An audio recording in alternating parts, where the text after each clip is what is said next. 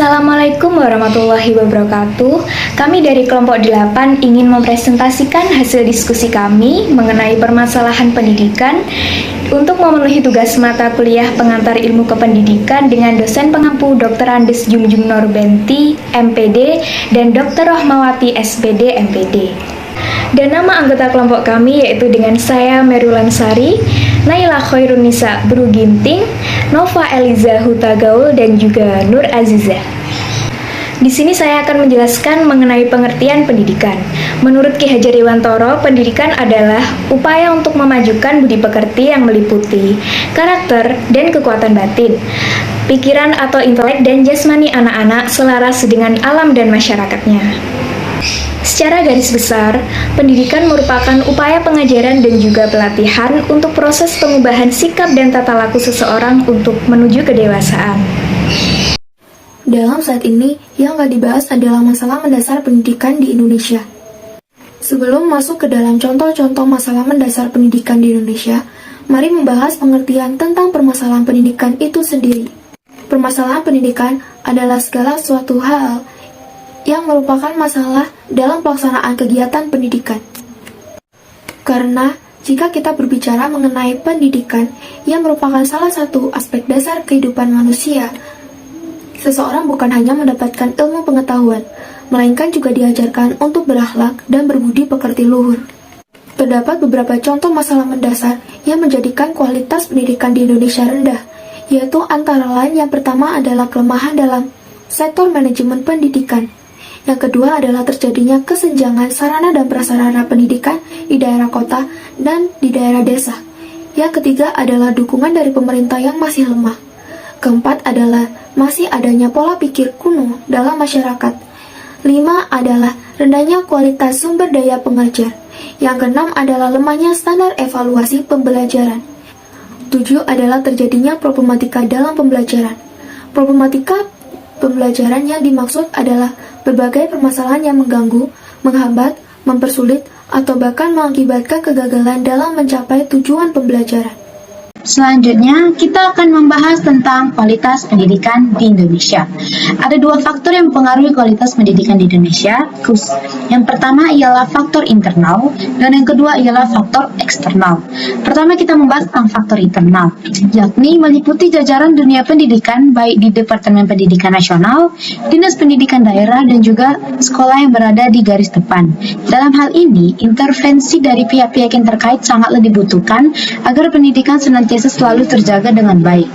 Selanjutnya ialah faktor eksternal, yakni masyarakat pada umumnya, di mana masyarakat merupakan ikon pendidikan dan merupakan tujuan dari adanya pendidikan, yaitu sebagai objek dari pendidikan.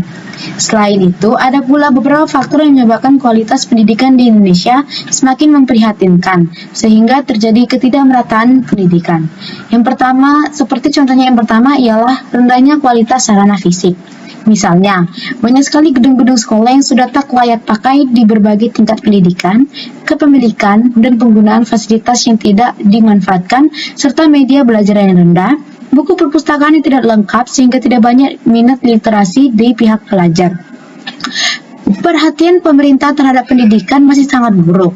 Pemerintah terlihat kurang peduli terhadap sarana pendidikan di Indonesia. Meskipun jumlah anggaran pemerintah untuk pendidikan cukup tinggi, namun hasilnya tidak nampak. Pengalokasian dana untuk pendidikan tidak sepenuhnya dijalankan. Lagi-lagi, hal ini kita sangkut pautkan dengan masalah korupsi. Yang kedua ialah rendahnya kualitas guru. Faktor utama yang menyebabkan kualitas guru di Indonesia rendah adalah kurang maksimalnya manajemen sumber daya manusia dalam perekrutan guru. Selanjutnya, alasan yang ketiga adalah rendahnya kesejahteraan guru. Dengan pendapatan yang rendah, banyak guru-guru yang mengambil pekerjaan sampingan untuk memenuhi kebutuhannya karena tidak cukup pendapatan dari guru saja. Sehingga guru tidak fokus dalam pendidikan, bagaimana menjadi pendidik yang baik, menyiapkan materi yang akan disampaikan, menyusun RPP, dan itu semua bisa jadi terbengkalai dan menyebabkan rendahnya kualitas pendidikan di Indonesia. Selanjutnya, alasan yang keempat ialah rendahnya prestasi siswa. Menurut Slameto pada tahun 2013, faktor-faktor yang menyebabkan rendahnya prestasi belajar digolongkan menjadi dua golongan, yaitu yang pertama faktor internal yang bersumber daripada diri siswa, dan yang kedua ialah faktor eksternal yang bersumber daripada luar diri siswa.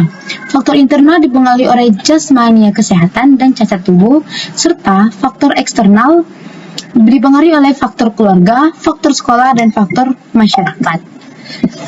Yang alasan selanjutnya ialah kurangnya pemerataan kesempatan pendidikan.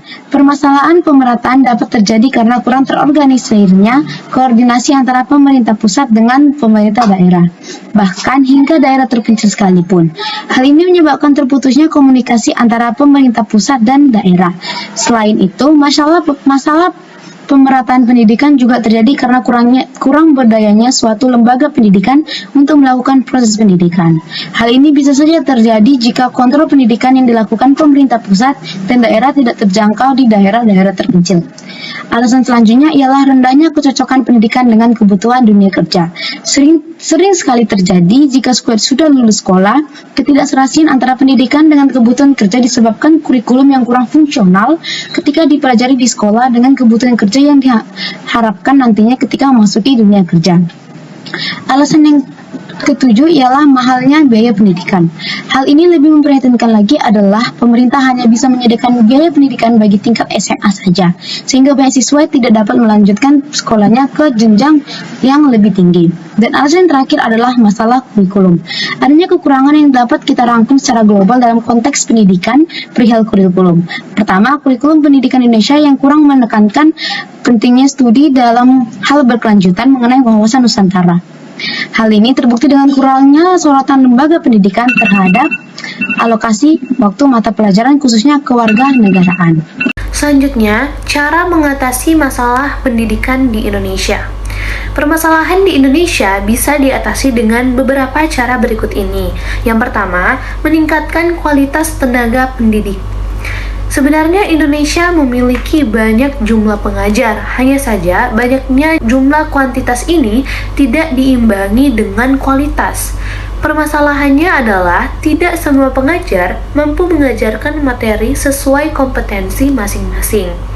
Untuk itu, sangat diperlukan upaya pengembangan kualitas tenaga pendidik Indonesia.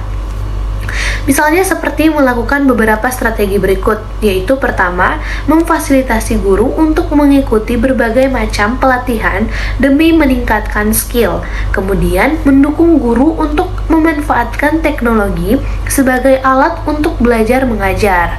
Adapun memberikan program beasiswa bagi guru yang ingin memperdalam ilmunya, mengajar melalui kuliah, dan meningkatkan kesejahteraan guru serta menerapkan mindset bahwa guru adalah siswa yang juga harus terus belajar.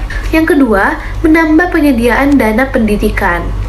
Pemerintah sudah melakukan beberapa program untuk membantu dana pendidikan seperti dana bantuan operasional sekolah atau BOS, Kartu Indonesia Pintar, Program Indonesia Pintar, dan bantuan subsidi upah. Selain program pemerintah, institusi pendidikan juga bisa mendapat sumber dana melalui P2P lending seperti Fintech. Nah, Fintech ini apa sih? Fintech merupakan perusahaan finansial teknologi yang berperan dalam mengoptimalkan pendidikan di Indonesia dengan menyediakan layanan keuangan. Bersama Fintech, lembaga pendidikan, pengajar, maupun siswa dapat melakukan pinjaman dana demi kelancaran belajar dan mengajar. Dengan begitu, kualitas pendidikan di Indonesia pun dapat meningkat. Yang ketiga, menetapkan kebijakan yang bersifat efektif dan berkelanjutan. Pemerintah harus menetapkan sebuah kebijakan sistem pendidikan yang mendukung dan merangsang daya pikir serta kreativitas siswa. Selain itu, pendidikan karakter juga tak kalah penting untuk mendukung terciptanya sumber daya manusia yang berkualitas dan berdaya saing. Pemerintah juga harus memikirkan bagaimana kebijakan mengenai sistem pendidikan ini dapat berlangsung secara berkelanjutan dan dapat menyesuaikan dengan masa yang akan mendatang. Hal ini agar kurikulum yang sudah dibuat tidak mudah untuk berubah-ubah. Kemudian yang keempat, memperluas dan memeratakan pendidikan di setiap wilayah. Nah, Strategi atau upaya pemerintah mengatasi masalah pendidikan di Indonesia bisa dilakukan dengan pemantapan prioritas pendidikan dasar 9 tahun, pemberian beasiswa, pemberian intensif pada guru yang bertugas pada daerah terpencil, pemantapan sistem pendidikan terpadu bagi anak dengan kelainan, dan tingkatkan keterlibatan masyarakat di dalam menunjang pendidikan berkualitas. Dan yang terakhir, yang kelima, yaitu penanaman pendidikan karakter kepada siswa. Sekarang ini, akhlak dari para generasi sekarang seolah mengalami kemunduran. Contohnya saja, banyak kasus murid terhadap gurunya yang sekarang marak terjadi. Selain itu, rendahnya karakter ini juga akan mempengaruhi kualitas sumber daya manusia kita. Misalnya saja seperti kasus penyuapan, korupsi, dan lain-lain merupakan sebuah cerminan dari rendahnya pendidikan karakter. Oleh karena itu, pemerintah harus membuat sistem pembelajaran yang dapat menghubungkan pendidikan yang beraspek pengetahuan dan akhlak. Baik, itu tadi presentasi dari kelompok 8. Kurang lebihnya kami mohon maaf dan terima kasih atas perhatiannya. Wassalamualaikum warahmatullahi wabarakatuh.